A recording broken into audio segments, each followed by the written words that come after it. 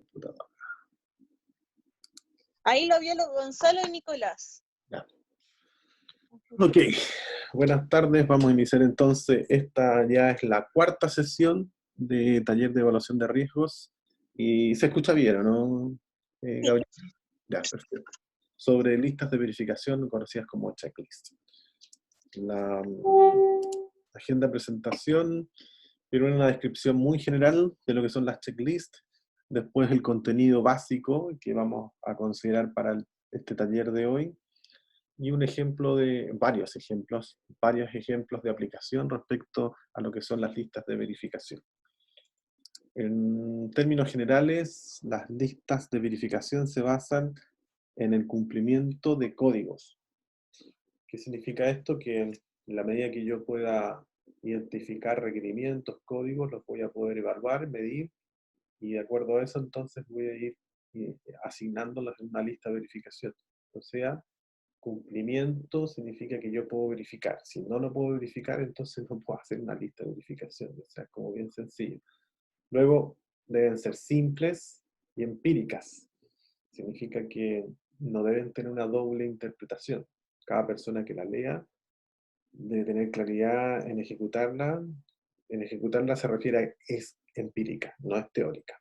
Así que yo verifico mirando, verifico observando. No se puede considerar aplicar una checklist sin observar que se haya verificado. Existen lo que se conocen como las Good Manufacture Practice o las buenas prácticas de manufactura. Ahí se utilizan bastante las checklists porque nos permiten tener una especie de ayuda de memoria para que nada quede al olvido, y por eso se requiere tener este elemento tipo listado, y voy chequeando una por una para que no pase nada inadvertido. Se utilizan en las inspecciones, en las auditorías. Por lo tanto, uno podría decir que la checklist se podría utilizar tanto para la técnica preventiva, que es de observaciones, y para la otra técnica preventiva, que son inspecciones. Las observaciones van hacia el operador o hacia el trabajador, y lo que son las inspecciones van a las condiciones laborales de trabajo. Entonces eso vendría siendo más o menos la diferencia entre las dos. Pero en ambas podríamos utilizar perfectamente una checklist o una lista de verificación. En términos generales, uno piensa que las listas de verificación no son un documento de tipo pasivo, sino que más bien activo. ¿Qué significa activo? Que se tiene que actualizar. No debería utilizar la misma checklist sin haberla actualizado. ¿Y qué significa actualizar? Que uno haga un recorrido, una especie de screening rápido, un recorrido rápido, y descarta aquellas ítems o aquellas partes que ya no tienen sentido porque no aplican, o agregue otras secciones porque a lo mejor algo no estaba considerado anteriormente, significa entonces que hay que agregarle esa sección.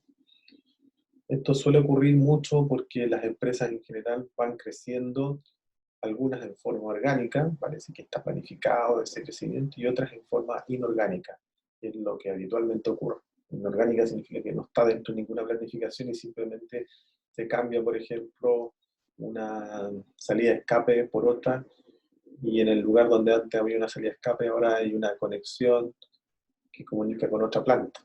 Entonces, claro, eso no se actualizó en el plan, en los planos, por lo tanto uno asume que todavía está la lista, perdón, la salida de escape, pero hace rato que ya no. Entonces, por eso es importante hacer un recorrido y actualizar la lista de verificación. Para eso nos sirve, para ir actualizando. Nos deben permitir también revisar la documentación, revisar los ambientes de trabajo, revisar todo aquello que quisiera uno chequear. Para eso están las listas de verificación.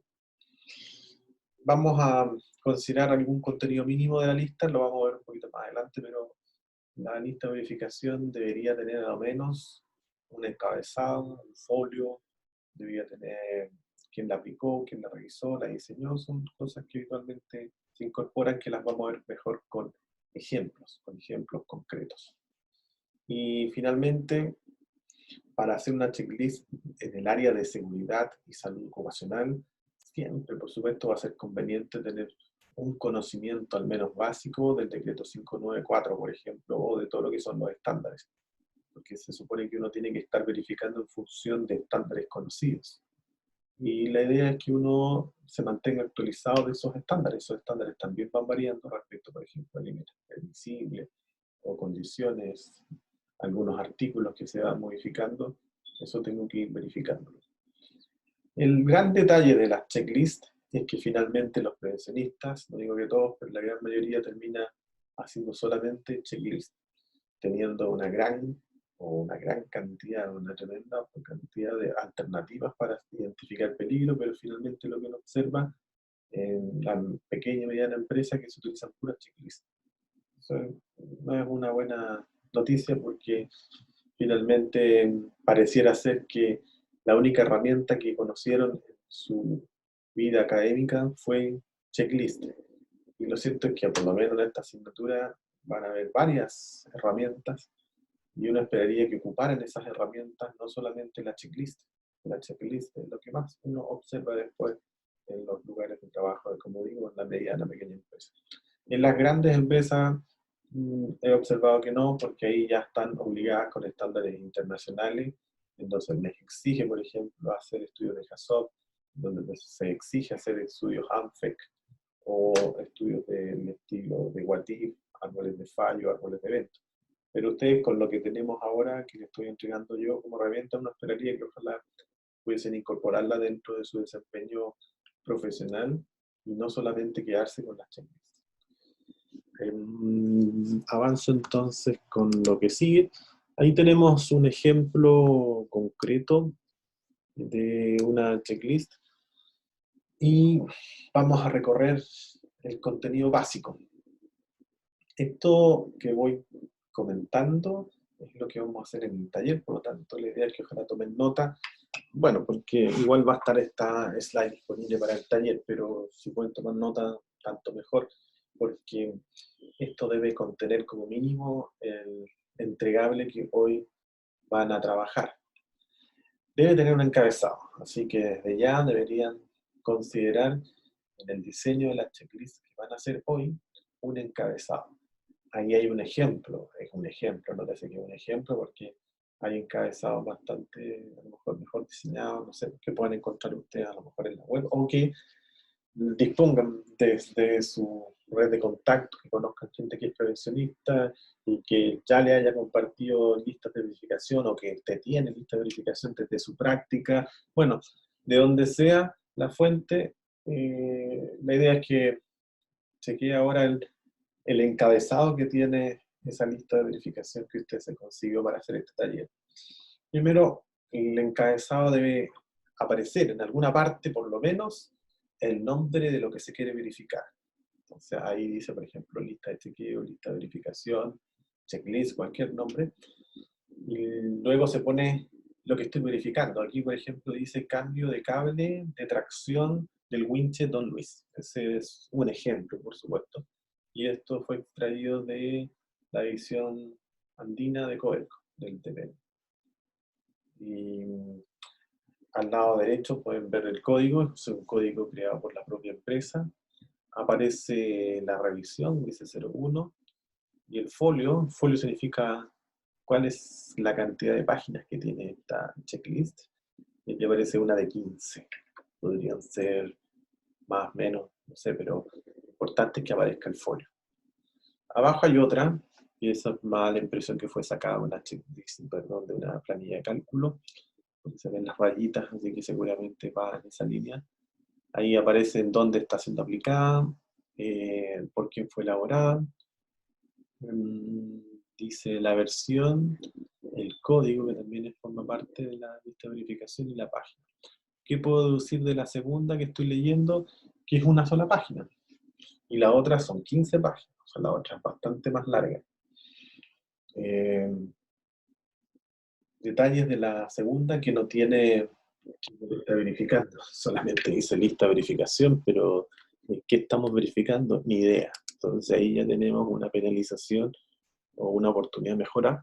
como quieran verlo, pero debería aparecer explícitamente con palabras más grandes, porque aquí uno puede deducir algo y dice estación de trabajo Caldera, sí, pero ¿qué está verificando en esa estación de trabajo Caldera? Entonces, en resumen, el encabezado debe contener a lo mínimo, puede tener más cosas, pero lo mínimo es que aparezca la imagen corporativa de la empresa, el número de páginas, el folio, eso significa cuántas, el pool de páginas que tiene. Luego viene la versión es súper importante porque nos da cuenta del nivel de desarrollo que tiene la checklist. Si yo veo que vamos en la quinta versión, significa que es un documento que se ha estado revisando. Habla bien del grupo que está generando ese documento, porque significa que está en constante estado de revisión de sus documentos. Si es la versión 00 o la 1.0, y más encima la fecha en que se hizo es del año 2002, yo puedo sacar unas conclusiones que no son muy buenas porque ya estamos en 2020 y han pasado 18 años entonces que no ha hecho ninguna modificación extraña. Extraña porque en 10 años ya pasan hartas cosas, imagínense en 15, 18. Entonces eso por supuesto que hay que considerar la versión. Luego viene nombre de quien aplica, eso ya es voluntario, pero a veces es bueno tener la versión en el documento quien aplica. Digo que es voluntario porque a veces las listas de verificación se hacen al estilo de, no sé cómo decirlo, se imprime la lista de verificación y luego se puede incluso, para ambientes que son muy agresivos, se puede plastificar. No sé si lo que estoy diciendo, plastificar. Plastificar significa que no puedo escribir sobre ella.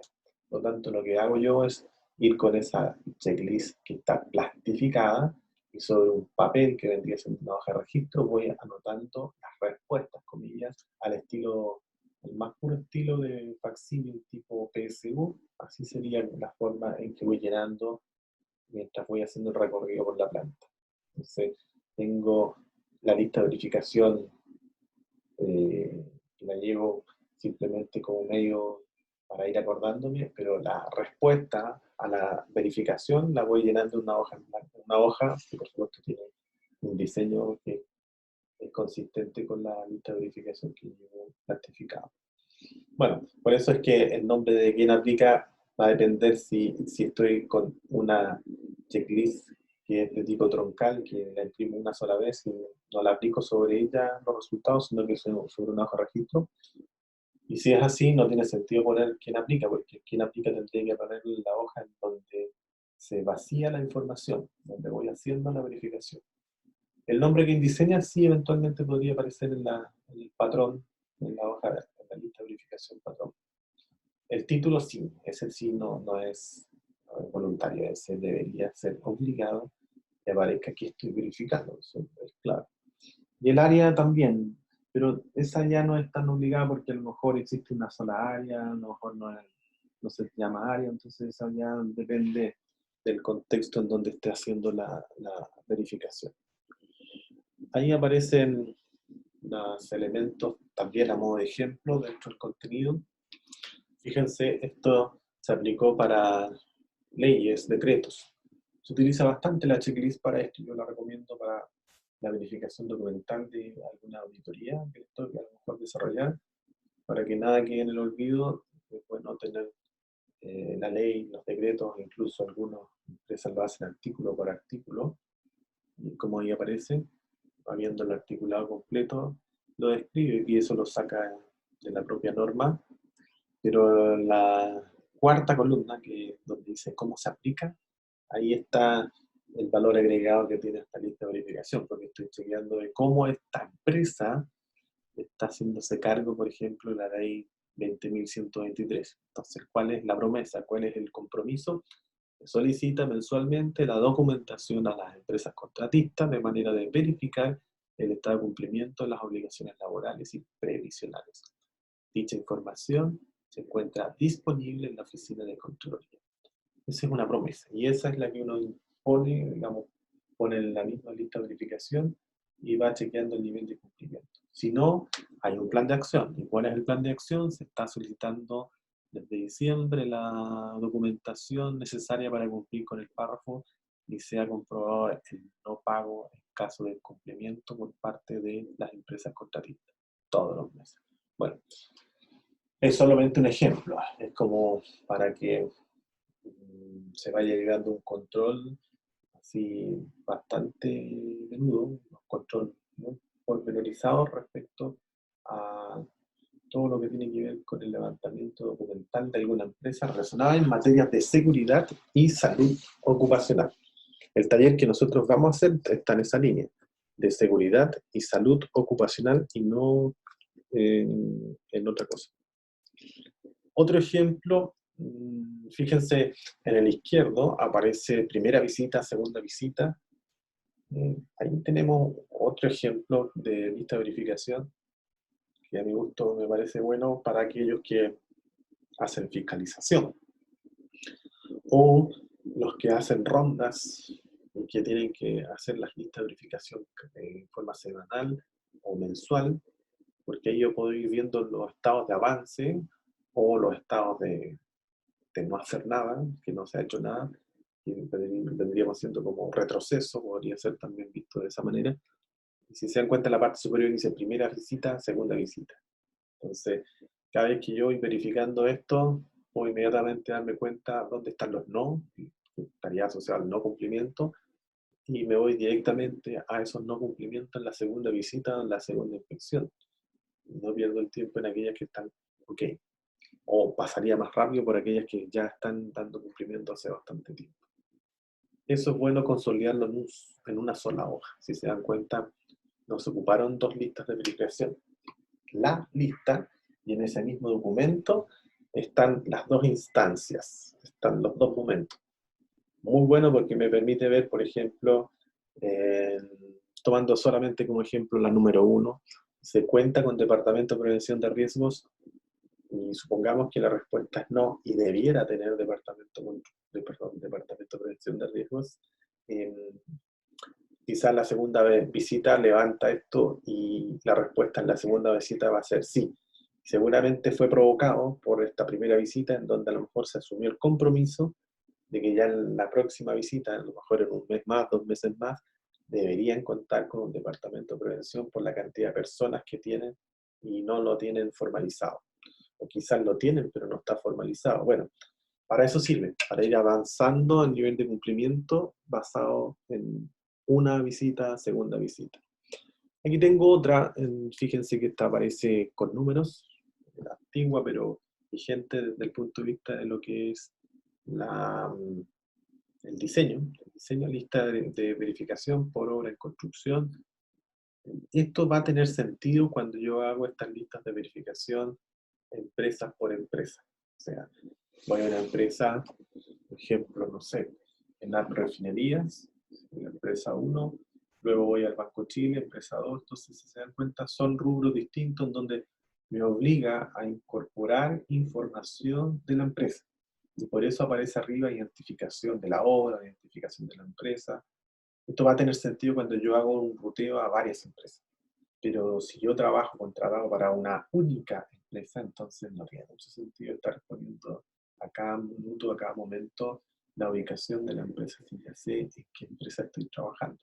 A lo mejor ahí va a tener sentido completarlo con en qué área estoy haciendo la verificación. Por ejemplo, si estoy trabajando en una empresa relacionada con el área minera, por ejemplo, una fundición.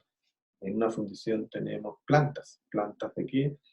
Planta de refino a fuego, planta de ácido, planta de oxígeno, planta de peróxido. Bueno, hay N plantas en una empresa, como ejemplo puse esas, pero ahí perfectamente en vez de poner identificación de la obra, debería poner identificación de la planta.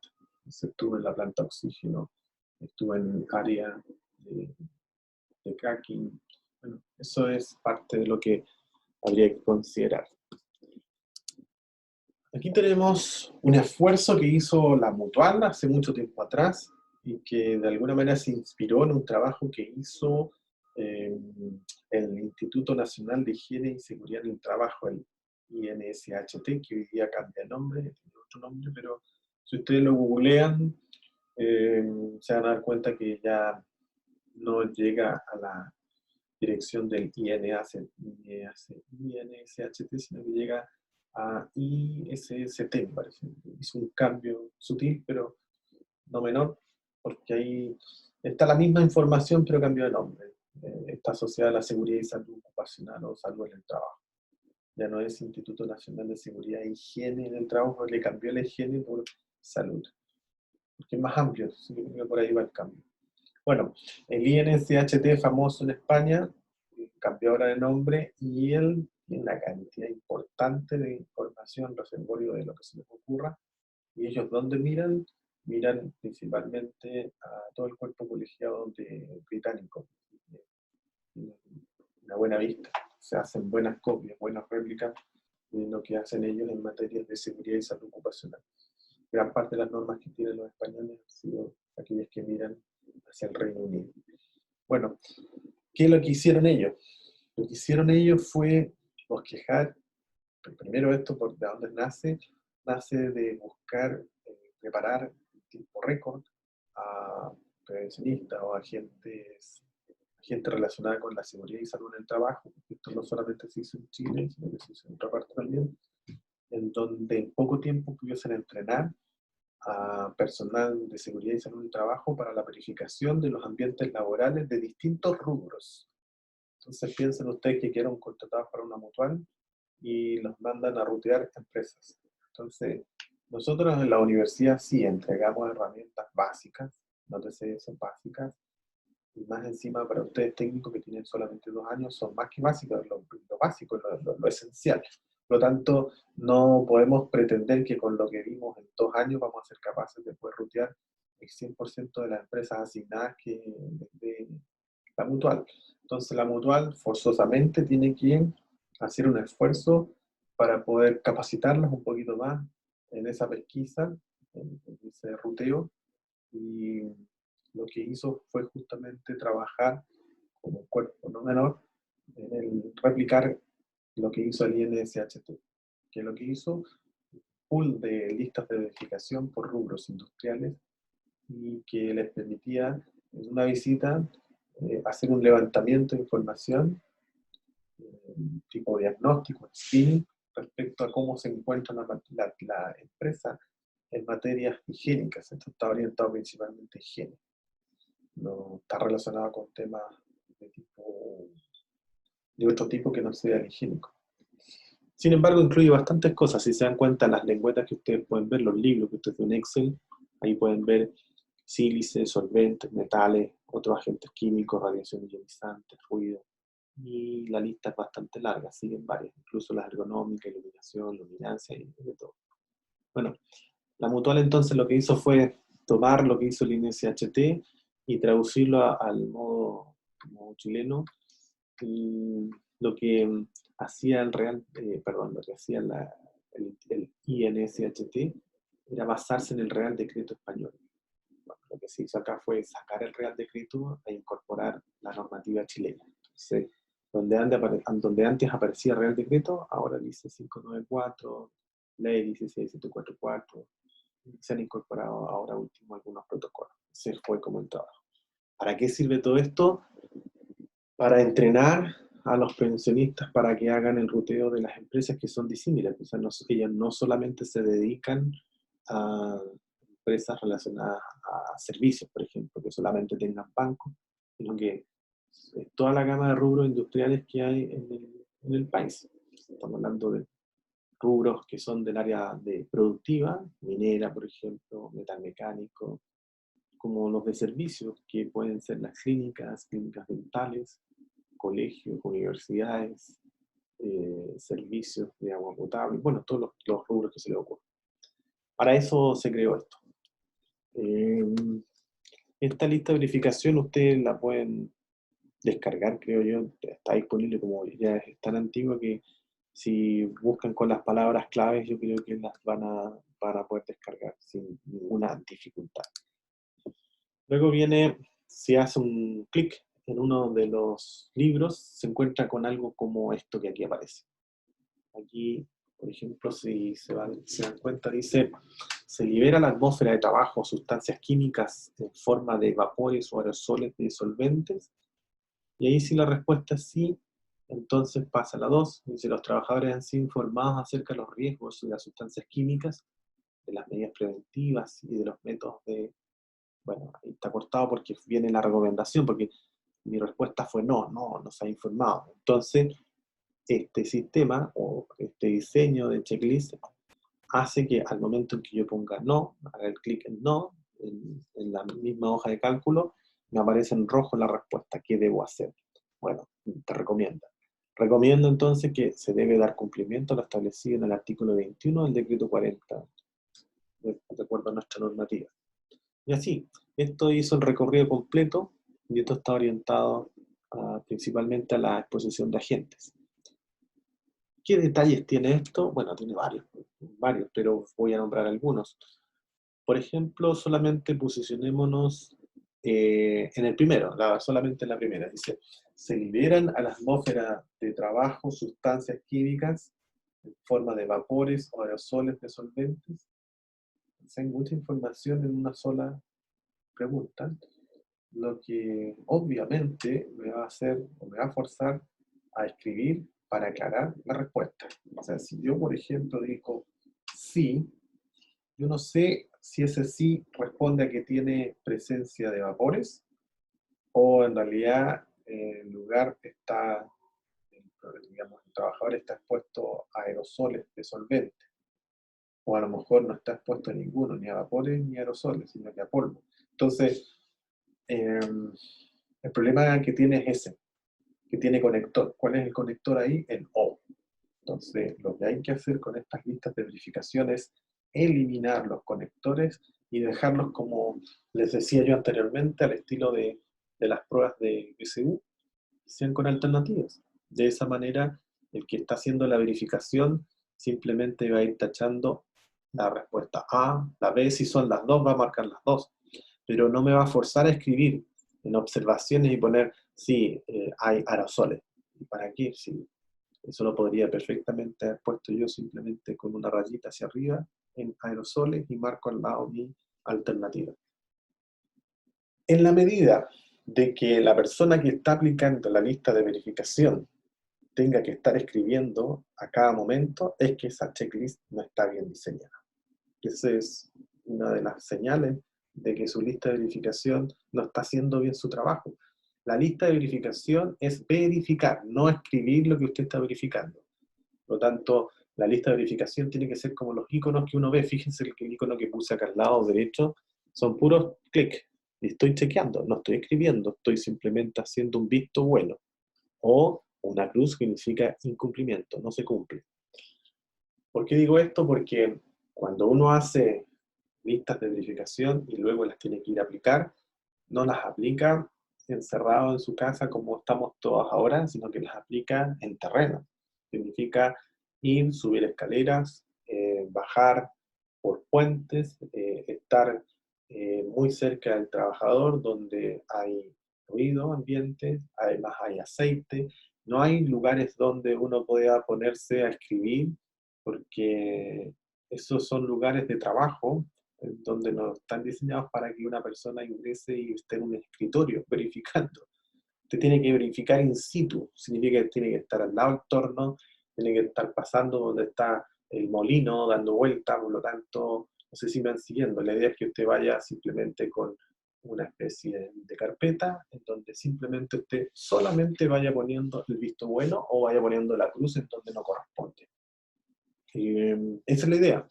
Entonces, cuando la lista de verificación lo lleva a escribir, significa que va a tener que rediseñar esa checklist porque finalmente le está quitando tiempo, está haciendo más riesgoso su trabajo de verificación, seguramente está interviniendo más un puesto de trabajo del que debería intervenir, porque va a estar ahí usted escribiendo y eso va a ser molesto, o al menos va a distraer a quien está en ese lugar de trabajo. Por eso es que el diseño de una buena checklist se mide en función de la cantidad de vistos buenos que tenga que hacer sin necesidad de estar escribiendo adicional. O sea, aquellas checklists en donde uno aparece viendo la pregunta, al lado le pone sí, aplica, no aplica, y al lado más encima le pone observaciones, esa es una checklist re antigua que ya no deberían estar construyéndose porque las observaciones son para situaciones que ya son de desborde, o sea, que no estaban consideradas por ninguna parte, o sea, no teníamos por dónde encontrar esa situación,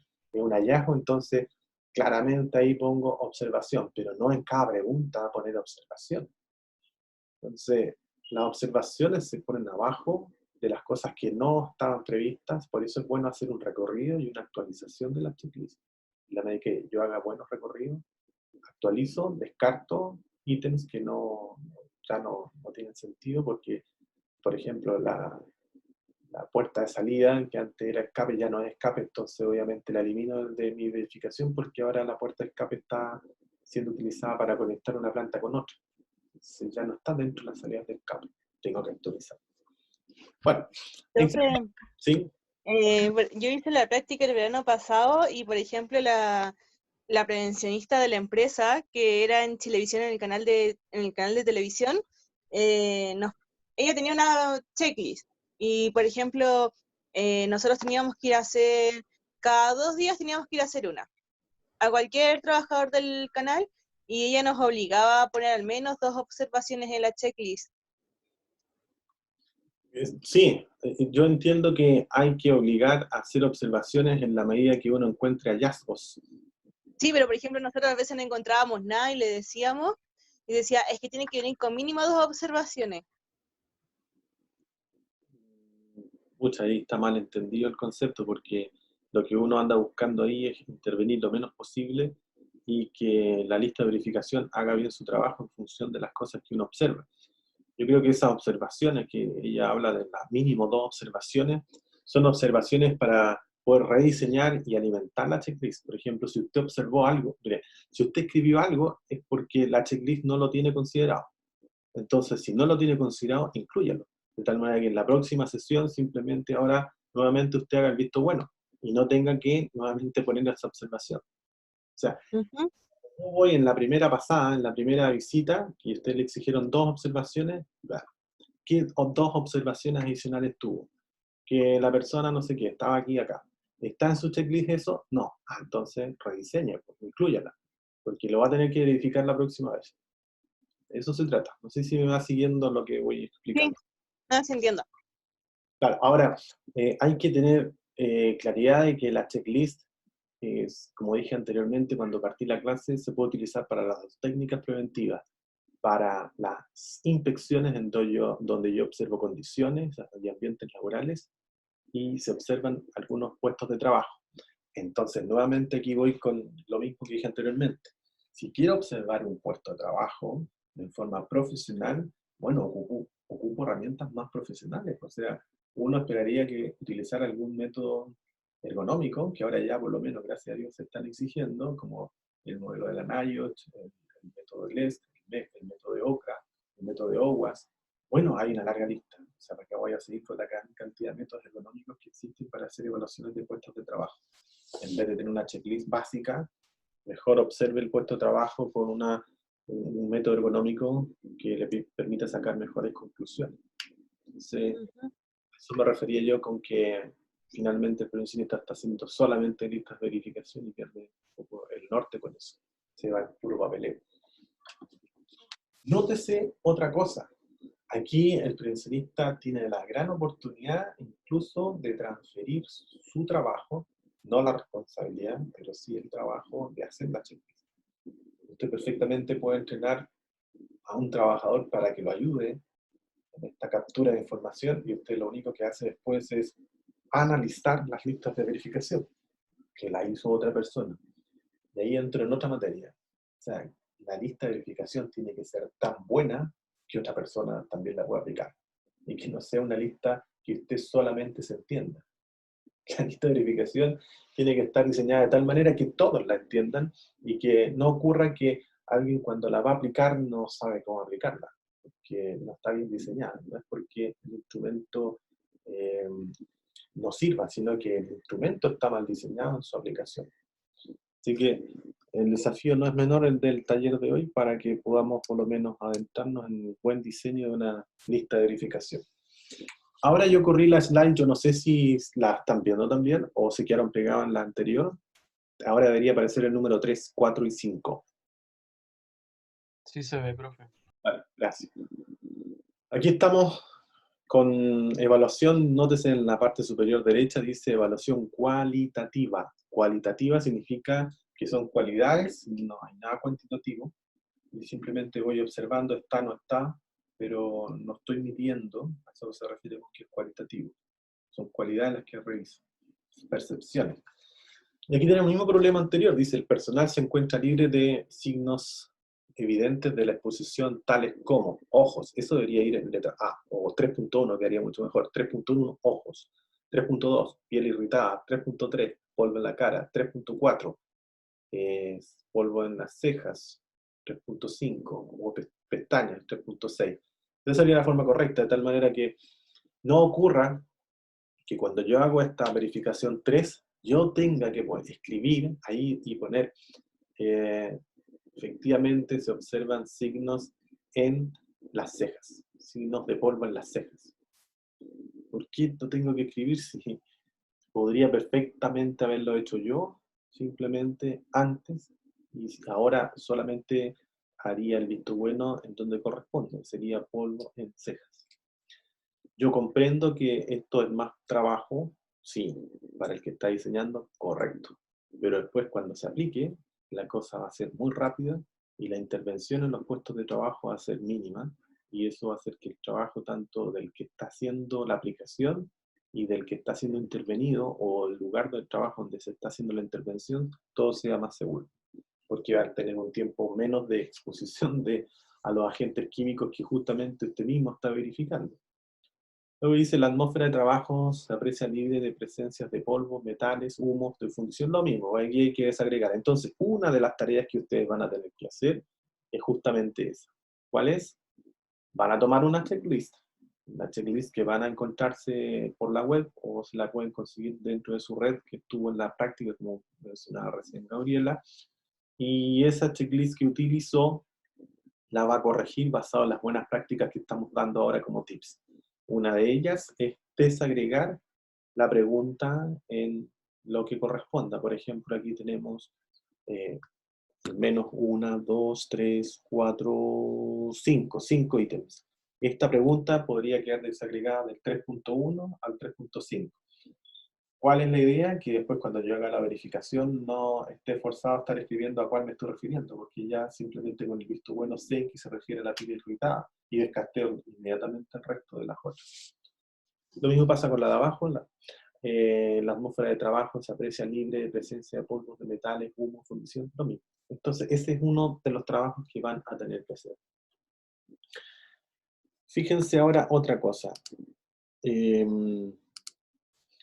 Estas listas de verificación que van de la 3 a la 5 están hechas como preguntas. Aquí a gusto consumidor. Uno podría dejarlas como preguntas o dejarlas en forma de afirmación, que es como una declaración. Entonces, perfectamente yo puedo dejar el personal, estoy afirmando, ¿sí? No preguntando, entonces es una afirmación. El personal se encuentra libre de signos evidentes de ojos, la piel irritada, ¿se dan cuenta? No estoy preguntando, sino que es una aseveración. Entonces, ahí a gusto consumidor, como usted se sienta más cómodo, lo deja como afirmación, declaración, o lo deja en tono de pregunta. Lo que no puede hacer es mezclar. O sea, si la 3 la formuló como pregunta, la 4 obligadamente tiene que ser pregunta y así sucesivamente. Y al revés, pues si partió en modo de declaración, la atmósfera de trabajo se aprecia libre de la presencia de polvos metálicos. No podría en la de abajo, la 5, partir con las operaciones emiten polvo. No, porque no puede mezclar las dos cosas. O trabaja todo en modo afirmación o todo en forma interrogación. Fin de lo que tiene que ver con el aspecto relacionado a la evaluación cualitativa.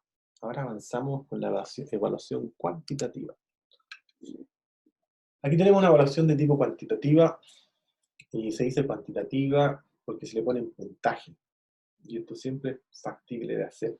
Uno puede armarse verdaderos modelos de auditoría, simplemente asignándole un puntaje a cada una de las preguntas o afirmaciones.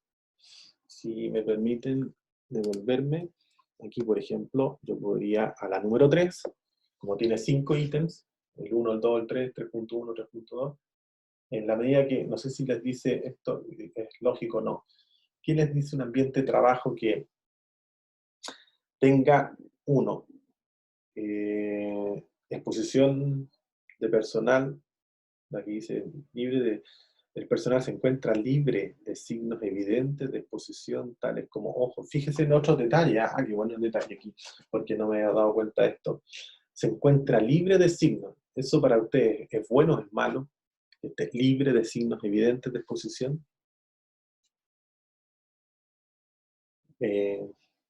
Gonzalo, ¿está bien o está mal? No me refiero a la formulación de la pregunta, me estoy refiriendo desde el punto de vista de lo que estoy verificando. ¿El personal se encuentra libre de signos evidentes de exposición a los ojos, por ejemplo? Em, estaría mal, ¿Por qué?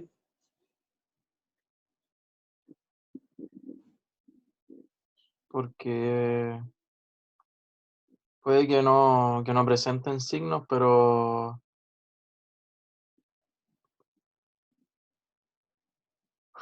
que no sé cómo explicarlo, profe. Porque, claro, por un lado está señalando justamente lo que se está verificando, lo que está pasando ahora con el coronavirus. Yo no presento síntomas, pero eso no significa que a lo mejor no estoy contagiado, ¿sí? Eso es como Sí, pues a eso iba yo. se está refiriendo. Que puede que no presenten signos, pero también eh, No significa que no se esté contaminando, que no esté afectado, que no esté expuesto, ¿sí? eso, sí.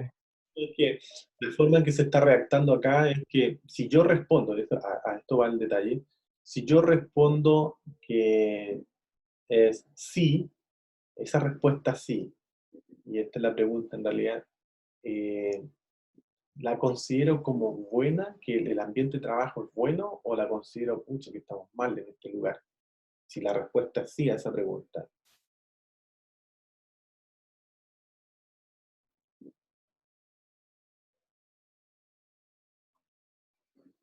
Nicolás,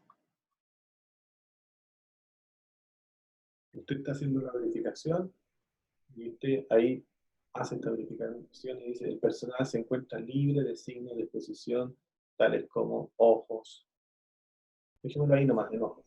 Sabe que no le escuché nada porque salía conexión inestable. No alcancé a escucharle nada. Ok. Pero sí, Si yo respondo sí o respondo no, mejor dejémoslo solamente en sí. Si yo respondo sí, ¿qué puedo decir de esa empresa? ¿Que tiene un buen comportamiento con el trabajador, es preocupado por el trabajador o no? obviamente que no, porque más allá de tener una evaluación cualitativa, deberían haber exámenes ocupacionales con respecto a eso, ¿no? No, pero tengo fe en el sentido de que en forma cualitativa, porque esto es cualitativo, se supone que después hay evaluaciones cuantitativas, pero en forma cualitativa yo fui al lugar de trabajo y efectivamente me di cuenta que aparentemente no hay exposición a los ojos. Entonces, si la respuesta es sí, asumiendo que por supuesto no hay exposición a ojos, y si la respuesta es sí, ¿qué puedo concluir actuando de buena fe? ¿Que eso está bien o está mal?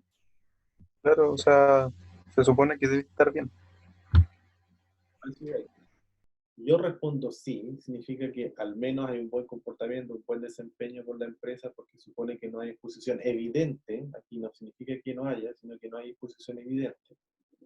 Entonces, el poner sí significa que es un buen desempeño. A esto quiero llegar yo. Si pongo sí, significa que es buen desempeño. Si pongo no, significa que es mal desempeño. Entonces, debo ser cuidadoso que al momento de formular las preguntas o afirmaciones, el sí signifique bienestar y el no signifique malestar, o signifique malo o nocivo. Porque si usted formula la pregunta, fíjese, la misma pregunta pero formulada de otra manera. El personal se encuentra expuesto al... se encuentra expuesto a ojo, se encuentra expuesto sus ojos. Ahí la respuesta es sí. Y eso es nocivo, ¿sí o no? Entonces, si estamos pensando en una radiación de tipo ionizante o no ionizante y tiene exposición a los ojos, si yo respondo sí, significa que es nocivo para el trabajador. Me van siguiendo, ¿no?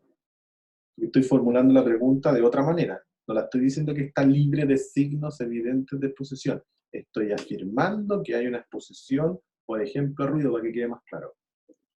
El personal se encuentra expuesto a ruido. Cambiemos un poco para que quede más claro. Si mi respuesta es sí, ¿eso es bueno o es malo?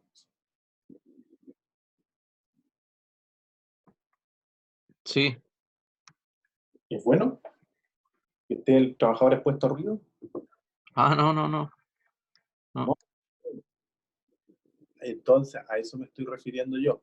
Que cuando ustedes diseñen el cuestionario, cuando diseñen la checklist, sean cuidadosos en entender que un sí significa bienestar y un no significa malestar o significa algo malo que le hace mal al trabajador.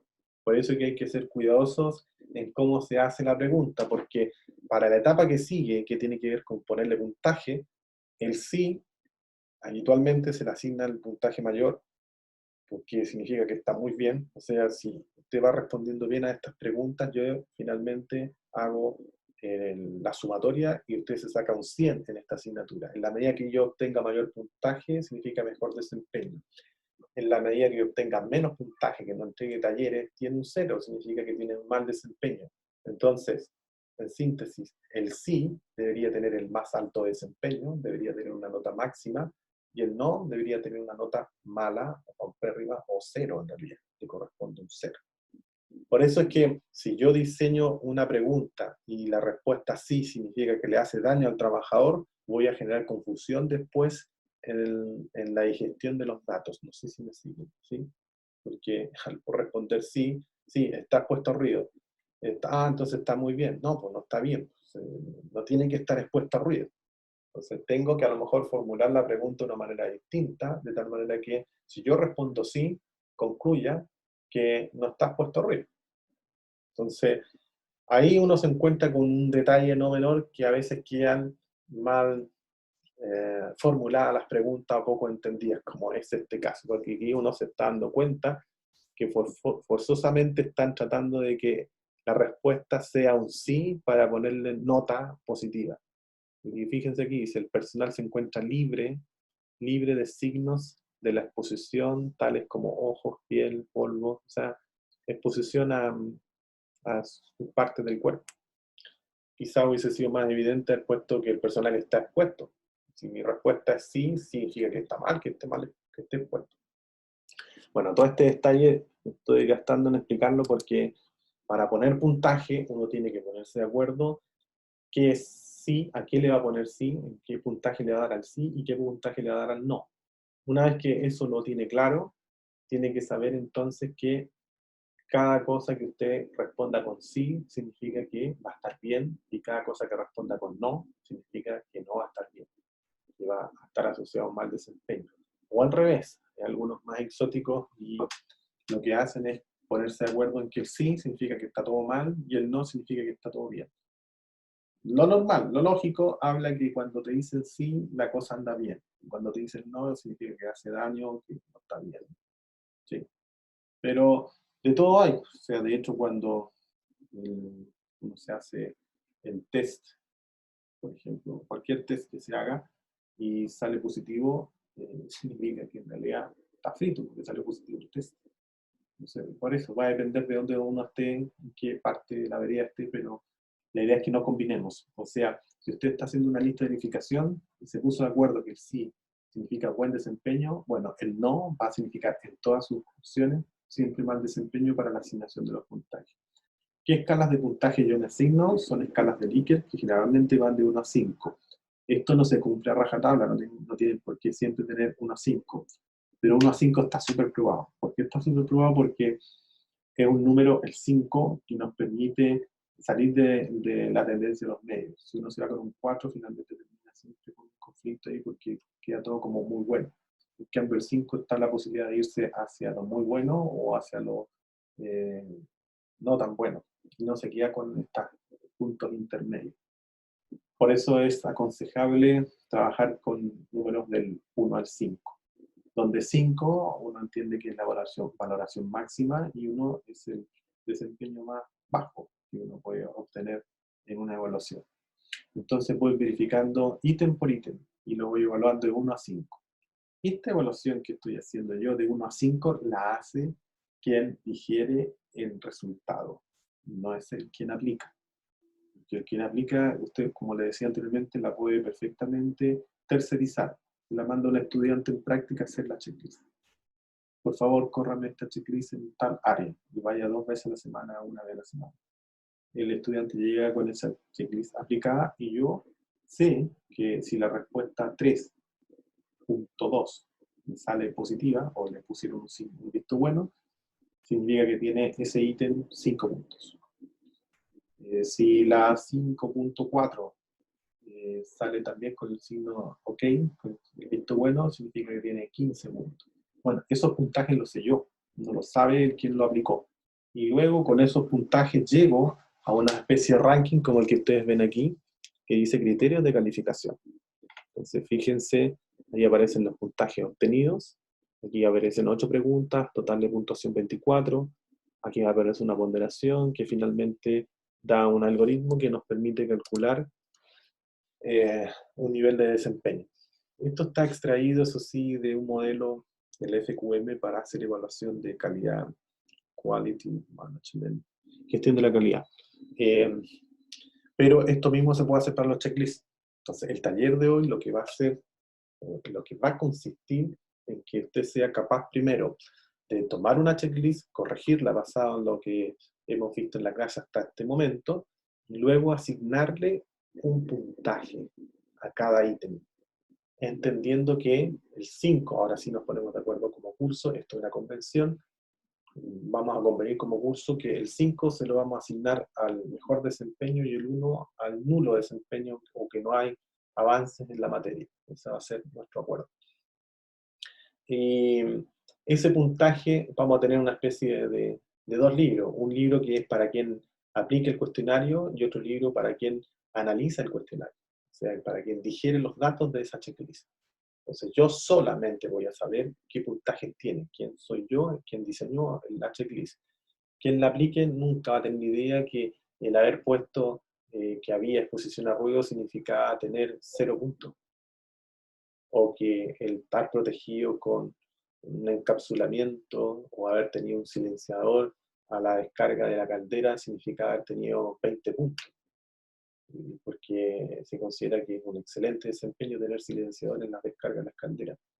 No tiene idea de quién lo aplica, pero yo sí sé que eso tiene puntaje. Entonces, vamos a trabajar con 2 libros, un libro en donde vamos a tener la lista de verificación y otro libro en donde vamos a tener los puntajes de la misma lista de verificación.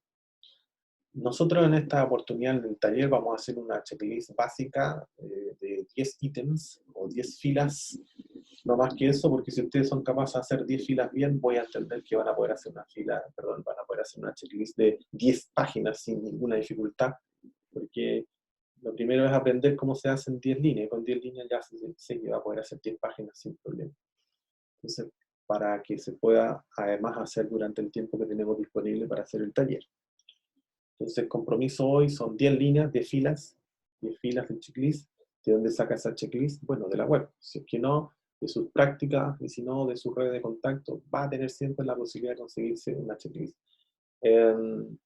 Profe, sabe que me conseguí una, pero tiene 5 líneas. No hay problema, porque con lo que vimos, recuerde que vamos a considerar de que cada línea incluso usted la puede agregar en 3, 4 líneas, porque si hay conectores, está obligado a cortarlos, de tal manera que le vaya generando una verificación más pulida y no lo obligue a usted a escribir. Lo que hay que hacer es escribir lo menos posible en el ruteo que hagan de sus verificaciones. Eso habla bien del diseño de la checklist. Si tiene que escribir mucho, significa que tiene que llegar a su puesto de trabajo y rediseñar esa checklist de tal manera que cuando haga el próximo recorrido, solamente se dedique a poner solamente visto fuera. Eso es. Entonces avanzamos con cómo. Fíjense que hay un ejemplo, esto es solamente un ejemplo. Dice, la empresa mantiene los lugares de trabajo en condiciones sanitarias y ambientales favorables para proteger la vida y la salud de los trabajadores. Aquí puso buena. La respuesta es buena, por eso tiene un 2. Pero esto es ¿de quién será esto? ¿Del que diseñó o del que está aplicando la checklist? Nicolás. Del que diseñó. Correcto. El que va a aplicar la checklist solamente se queda con lo que está en blanco y solamente va poniendo la respuesta de nada, poco, bastante, mucho. Lo que aparece abajo como 0, 1, 2, 3, eso no lo conoce el que está aplicando la lista de verificación. El que aplica la lista simplemente va a ir poniendo poco, bastante, mucho. Eso es. Es una verdadera escala de Likert, pero pseudo escala de Likert, porque se dan cuenta tiene 4 ítems, debería tener 5 para hacer escala de Likert. La escala de Likert es bueno y conveniente traducirla en un lenguaje cualitativo. Ahí hay un ejemplo, nada, poco, bastante, mucho, demasiado, diversivo, o ahí pueden inventar otras escalas. Muy de acuerdo, completamente de acuerdo, parcialmente de acuerdo. Todas esas listas que ustedes han visto alguna vez, que han completado a lo mejor ustedes mismos, están asociadas a llevarlas a puntaje. Y con eso uno calcula el desempeño de esa organización en la materia que están verificando. Por supuesto que lo que tengo ahí como ejemplo son ejemplos, porque aquí, por ejemplo, hay conectores. Uno esperaría entonces desagregar ese conector para poder responder bien. Esto es justamente asociado a que las listas de verificación se tienen que ir siempre mejorando. Por eso habla ahí de la mejora continua.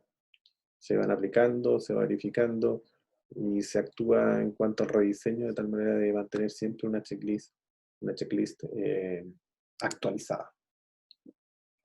Acá hay un ejemplo de auditoría que también es útil para el proceso de cuando yo hago auditorías. Entonces, ahí aparece un ejemplo de cómo hacerlo. Aquí aparece otro ejemplo también para normas, como antiguamente estaba asociada a la OSA. Hoy día hablamos de la ISO 45001, por supuesto que también es útil en ese sentido. Fíjense, por este lado, la lista de verificación. Los colores también son importantes. Al momento de hacer los criterios de evaluación, me va a permitir tener un razonamiento de en qué nivel de desempeño me encuentro. Entonces, ustedes van a tener que, además de construir la checklist de 10 líneas, además de asignarle puntaje a cada una de las preguntas, van a tener que construir un algoritmo para calcular la nota final de la evaluación. Si se recuerdan, yo no recuerdo el algoritmo de este curso, pero porque tengo varios, pero vamos a suponer este supuesto, que el certamen 1 pesa un 40%, el certamen 2 pesa un 40% y un trabajo pesa 20%. O sea, vamos a tener solamente 2 certámenes y un trabajo. Y esas son las ponderaciones, 40, 40 y 20. Entonces ustedes tienen que hacer algo similar.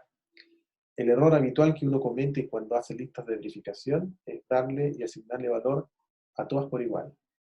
Y lo cierto es que no todo es igual. Es distinto tener un incumplimiento de orden legal a tener un incumplimiento de orden más bien de tipo de control administrativo.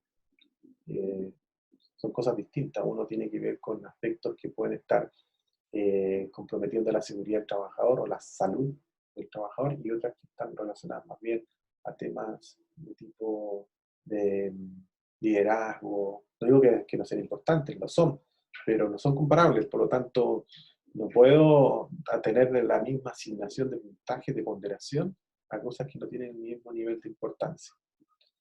Lo mismo pasa con los certámenes. De repente hay controles que son básicos, que son 2 preguntas, no sé, comparando con otra asignatura, o 4 preguntas, y que si usted estudió 3 minutos antes de la clase, las tiene bien resueltas, y fin, no le voy a poner eso a 40% de la aprobación de la asignatura. Un solo control, 40%, no se condice. Entonces, hay que hacer las ponderaciones basadas en el nivel de importancia o de prioridad o de urgencia que tenga cada ítem.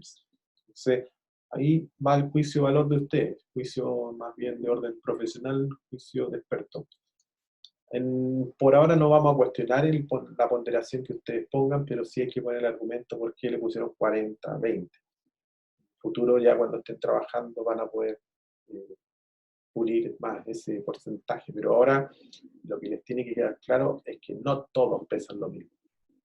Y eso hace a veces que las auditorías de calidad, las auditorías de seguridad, las auditorías de salud ocupacional, a veces salen en verde, porque finalmente las que les salieron rojas, como tienen el mismo nivel de importancia, se camuflan con el resto y sacan una buena evaluación.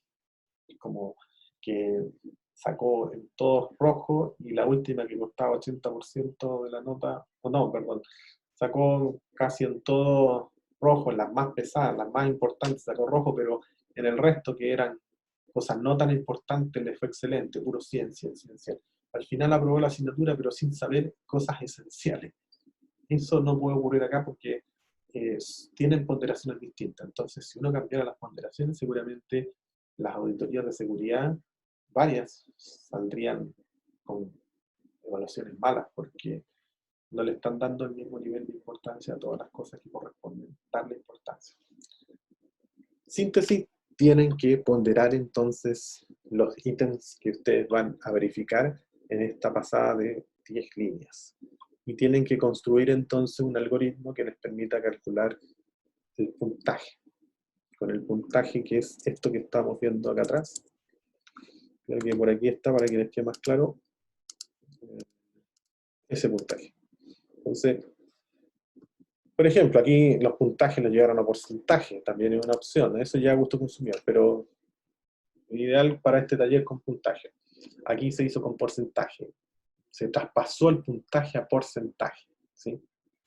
¿Por qué? Porque es más práctico, más claro para cualquier lector de una auditoría tenerla en términos porcentuales. Si, por ejemplo, dicen, sabe que tiene un nivel de cumplimiento del 70%, yo sé que estoy más que la media, más del 50%. Pero en cambio, si me dicen, sabe que usted sacó un puntaje de 62.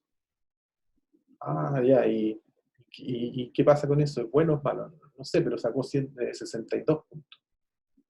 No me dice mucho. Entonces, por eso es que lo que hacen algunos es traspasar los puntajes a porcentaje. Entonces, lo que definen los criterios son de 0 a 25% cumplimiento, muy deficiente, de 26 a 50, deficiente, 51 a 75, mejorable, 76 a 100%, avanzado, excelente. Esta tablita es la que ustedes tienen que construir en función de puntajes, y esos puntajes obviamente los obtienen de las 10 líneas. Pero, insisto, no pasa porque ustedes a cada pregunta le asignen el mismo nivel. Por ejemplo, si tienen 10 líneas y cada línea como máximo tiene 5 puntos, ¿cuánto es lo máximo que podrían sacar esa empresa o esa evaluación? 50 puntos. ¿Cuánto? 50. 50 puntos. ¿Cómo lo hizo? Multiplicando los 10 ítems por 5. Eso es correcto, muy bien. El detalle es que la está considerando a todas con el mismo nivel de importancia, y eso es lo que acabamos de decir, que es lo que no hay que hacer, porque siempre unas líneas son más importantes que otras. Entonces, hay que echar un vistazo a todos los ítems que estoy verificando, y ahora basado en lo que he estudiado, lo que he observado, lo que me han dicho, en fin, cualquiera sea la contaminación mental que tenga dentro de su acervo académico, la trata de poner en aplicación acá. Fíjese en esta, aquí aparecen ponderaciones, 10, 8, 9, 9, 14, 20, 9, 6, 15, y eso en total da el 100%. Ahora, claramente no estamos obligados a este nivel de exactitud, a este nivel de desagregación. A lo mejor bastaría con que las dos primeras tengan 20%, la segunda 20%, o las primeras 4, 50%, luego las dos que siguen, 20%, y las últimas dos, 30%. Eso podría ser también. Lo concreto es que no tengan la misma ponderación, es clave para poder llegar a un desempeño aceptable del nivel de cumplimiento de los ítems que vamos a verificar. Espero que se haya entendido eso. Tomen el taller en la práctica, yo creo que va a quedar más claro a un nivel de pregunta más en detalle. detalle. Ahí aparecen ejemplos. Esto es una lista de verificación, pero, a ver, nosotros hablábamos de listas de verificación que están diseñadas para ir a los puestos de trabajo, hacer intervenciones para eso, ¿sí? Pero hay otras checklists que se hacen para el lugar de trabajo para hacerlo en cuarentena. O sea, perfectamente yo lo puedo estar haciendo ahora aquí, esta lista de verificación, con información que me está llegando y me estoy sumando en forma virtual. Y estas son a puerta cerrada. ¿Cómo me doy cuenta que esta checklist se hizo a puerta cerrada? ¿Qué me podría ayudar con esa pregunta? La respuesta, en realidad. ¿Cómo me doy cuenta que esto se hizo a puerta cerrada?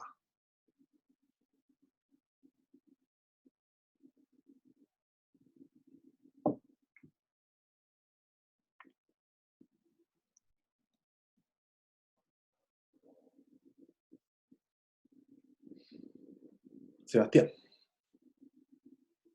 ¿qué le dice su intuición?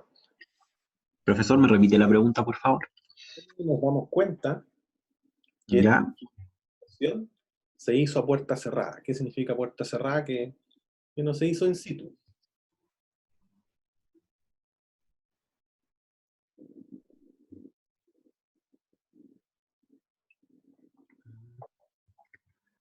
Ay, no sé, profe, quizás muy general.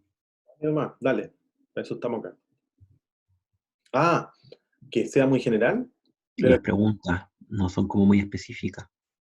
no, es algo más evidente todavía.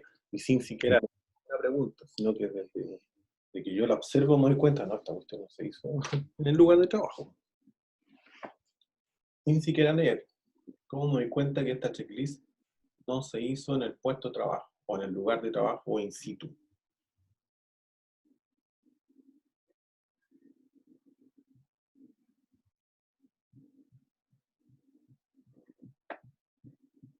Sebastián, Por la estimación de cumplimiento, quizás. ahí está leyendo. Le dije, sin leer, yo me doy cuenta que esta checklist No sé, profe, si no leo, no sé. fuera, así, mirándola nomás.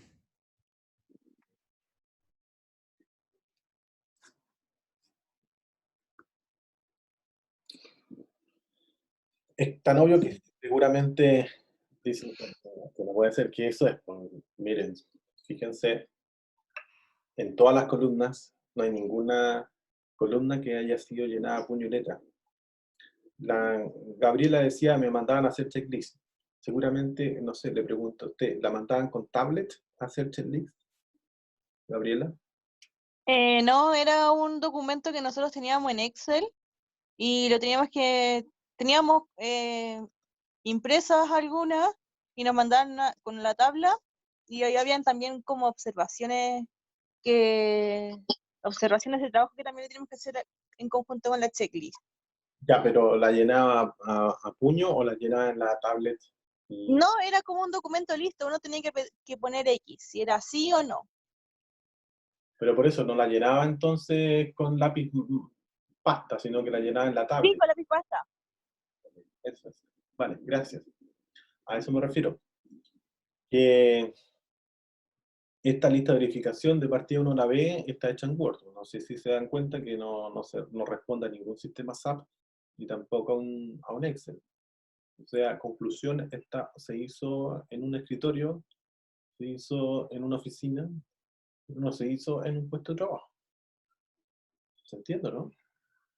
¿Cómo me di cuenta que está hecho en un puesto de trabajo? Bueno, cuando está un poco sucia, cuando hay un lápiz pasta entre medio, cuando todas las X están hechas con lápiz pasta, es una checklist que se hace en terreno. Bueno, este tipo de checklist que están acá, y que no digo que estén malas, sino que debieran hacerse también, está bien hacerlas, son checklists que invitan a hacer observaciones y que uno sí debe hacer observaciones. Pero las que hacen terreno no van en esta línea. Las que van en terreno es para ir a terreno y ir verificando si está o no está. Pero no están diseñadas para que usted se instale en un escritorio y ponga a hacer las observaciones. Para eso están estas. Y aquí, si se dan cuenta, la persona se sentó a escribir toda esta información que seguramente la Le llegó de alguna persona que sí hizo el terreno. ¿Se entiende, no la diferencia? Esta está hecha en Word. Y aquí hay observaciones, cómo se aplica. Estas son checklists que no están hechas en terreno. No digo que estén malas, sino que permite verificar, pero no están hechas en terreno y que ahí sí uno puede tomarse el tiempo de hacer las observaciones que quiera, porque está en un lugar diseñado para hacer esto y no en los puestos de trabajo. ¿Sí? A eso marca un poco la diferencia. Ahora, eso sí, hay sistemas en donde hay prevencionistas que le pasan una tablet y efectivamente se pueden hacer las listas de verificación, pero se mandan a un SAP. Y ese manda un report que no es este, es un report donde aparece más bien cosas estadísticas y uno lo reconoce al tiro que se hizo por lista, por una tablet y no por lista de verificación con lápiz de pasta. Bueno, ese era un alcance importante con relación a las checklists, en donde hay de todo, hay de todo. Aquí tenemos otro, un esfuerzo que hizo hace mucho tiempo atrás los hospitales de poder acercarse a una evaluación un poquito más certera de los riesgos. Y extrañamente esto se hizo en hospitales, pero no incluía los riesgos biológicos. Considera un montón de cosas, pero menos a lo que efectivamente podría afectar a las personas que están en estos puestos de trabajo. Los aportes de las listas NIR es que hizo un estudio bastante acabado respecto a cuáles son los riesgos que podrían estar expuestos el personal clínico o de hospitales y establece formas de evaluar aquí el riesgo en esta lista de verificación. Entonces, esta lista de verificación tiene la virtud de que la actividad que yo estoy revisando, que estoy chequeando, que esto ya son a nivel de observación, le doy una valoración, una especie como de RT, pero mientras estoy viendo el puesto de trabajo, no antes de. ¿Cuál es no el error, pero dónde está, en dónde se encuentra el debe esto, en qué lo hace el post? O sea, ocurrió. Y cuando ocurrió, significa que yo lo observé, y cuando yo lo observé, lo evalué. Entonces llegó atrasado, pues llegó aplacé. Ese es el gran detalle. Pero eso no implica que esté mal, sino que simplemente voy tomando acciones en la medida que van ocurriendo las cosas y no antes, en forma preventiva. Pero para el tiempo está bastante bien. Aquí hay algunos que les decía yo, seguramente este tipo de checklists son las que invitaron a hacer a Gabriela, porque aquí forzosamente usted tiene que poner una observación de lo que aquí aparece. Y claro, esta está diseñada para hacerla en un escritorio, pero no en un lugar de trabajo. ¿Sí? Insisto, una checklist bien diseñada no debería tener este ítem. Esto debería estar ahí abajo, y si yo quiero observar algo de aquí entre medio, tendría que referirme a cuál me estoy refiriendo, por supuesto. Esta la puse yo porque tiene varias falencias. Una de ellas, que es la más evidente, es que supongamos que le hicimos este arreglo, ¿sí? Sacamos esto, que dijimos que era una buena práctica. Se eliminó. Olvídense que está esto. Ahora tenemos simplemente esto que dice observación. Para poder llevar esta checklist a llevarla a modo cuantitativo, que quiero ponerle puntaje, va a ser como complicado saber que si yo le pongo, por ejemplo, le pongo los suelos están en correcto estado, significa que están en mal estado. No sé cómo después ponerle un puntaje, porque aquí tengo viñeta, viñeta, viñeta, y aquí tengo la misma viñeta, y así sucesivamente. Entonces, le falta un orden a esto. O sea, idealmente este debería ser, por ejemplo, el 3, el 3.1, 3.2, 3.3. Este el 4, 4.1, 4.2, 4.3. De tal manera que si yo pongo 4.2, sé que se refiere a la acumulación de materiales inservibles, y no se refiere a están protegidas las aberturas en altura. ¿Se entiende eso? Entonces, ahí tienen otros tips para su diseño de hoy. Las listas que ustedes hagan, que son 10 filas, deben tener un numeral, de tal manera de poder asignarle después un puntaje y que sea exclusivamente asociado a ese número y no a otra pregunta. No confundir los puntajes en las preguntas. ¿Y eso cómo lo logro? Numerando cada uno de las preguntas o de aseveraciones. Este es el trabajo que hizo el INSHT, el que yo les comentaba, en donde aparece la aseveración. Fíjate, no están en preguntas, se ven bastante más bonitas las checklists sin preguntas, son aseveraciones. Y aquí está, si yo respondo sí, está todo bien. Si respondo no, no está tan bien, porque significa que tengo que hacer algo. Este es el modo lógico que uno debería redactar las checklists. El sí, que está todo perfecto, y el no significa que algo anda mal. Y si algo anda mal, tengo que hacer algo. Por ejemplo, se tienen en cuenta los aspectos ergonómicos y sociales a la hora de establecer los procesos y métodos de trabajo. No. Entonces el proceso de trabajo debe ser establecido de manera que contribuya al bienestar de los trabajadores y favorezca el desempeño de las tareas a realizar. Esto lo dice el artículo 15 del Real Decreto Español. Entonces, en esto se basó la Mutual, que lo adaptó a la normativa chilena y estableció entonces el qué hacer en caso de un no, que las cosas anden mal. Si se dan cuenta, entonces es una buena escuela para alguien que está recién partiendo a hacer evaluaciones o auditorías, porque va a tener aquí una guía de qué es lo que tiene que hacer y cómo orientar al empleador a continuar adelante en la evaluación de sus riesgos. Ahí aparece una checklist que en realidad son hojas de registros, bastante gráfica, no es un diseño profesional, sino que simplemente para dar cuenta de cómo se hacen, en donde yo, por ejemplo, dice, se liberan a la atmósfera de trabajo sustancias químicas en forma metálica, fósiles, vapores, metales. Creo que era una de las preguntas que andaba por allá arriba. Entonces, si yo quiero responder esta pregunta o dejarla como aseveración, puedo resumir todo esto en las plantas en donde hay posibilidad de encontrar algo así. Y aquí puedo hablar de la planta de refinación, en la planta de fundición y en la planta de refino a fuego. Ahí tengo la posibilidad de encontrar todo eso. Entonces no tengo que andar buscando miles de checklists para tener esta respuesta o esta información. En una sola hoja de registro, tengo un compendio de respuestas. No tengo que andar buceando un mar de hojas de registro para buscar las respuestas. O sea, supongamos que quiero buscar la respuesta de lo que pasa en fundición, tengo que buscar todas las listas de verificación de fundición. No, pues basta con tener una en donde tenga el resumen de todo. Las listas de verificación entonces se utilizan para cuando tengo que verificar muchos ítems o tengo que verificar pocos ítems en muchas partes, en muchas plantas, por ejemplo. No sé, por decir algo que se les haga más familiar a ustedes en la vida académica, sería equivalente a verificar el número de salas que hoy tienen o no proyector en buenas condiciones. Entonces usted se va por todas las salas.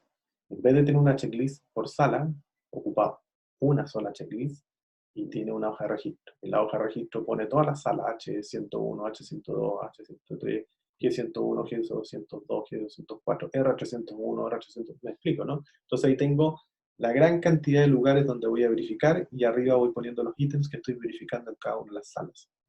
Entonces no gasto una checklist por sala, sino que en una hoja de registro voy vaciando los datos que están en una checklist patrón.